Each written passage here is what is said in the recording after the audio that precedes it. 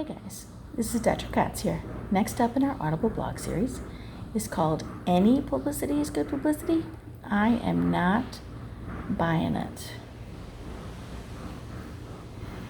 So I'm always hearing the adage, any publicity is good publicity, or there's no such thing as bad publicity. This has been grounded into my head as a business owner for as long as I can remember. My interpretation of this statement is that it means that any attention is better than no attention.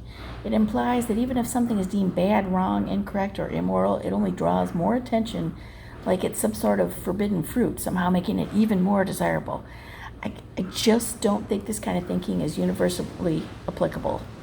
I mean, it may work in the case of a movie star or a rock musician. You know, we hear something potentially unfavorable about them and it intrigues us. It makes us want to know more. And this increased interest is basically risk-free because these people aren't likely to impact our lives in any significant way. They are just on a screen or a concert stage that we watch to escape real life for a while.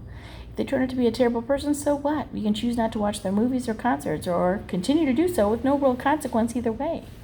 On top of that, they probably don't really care one way or the other what we think. They don't really need to.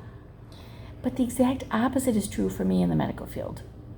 If someone leaves a bad review for me on Google or Health Grades, or worse yet, makes a terrible comment on one of my social media posts, I just can't see that bringing me any sort of attention that I would actually want. I'm fortunate in that this happens rarely, but when it does, I can't stop thinking about it.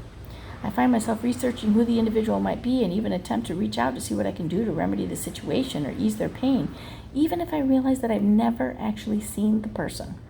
This happens way too often.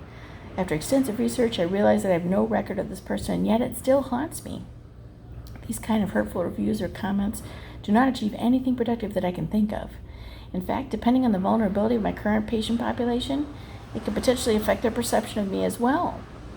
There are people that truly take in whatever's in print as fact without questioning its validity.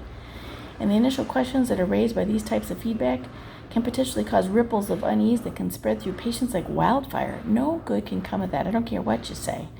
No one wants to hear something bad about their doctor, ever. You have to have complete trust in someone who's so intimately involved in your life.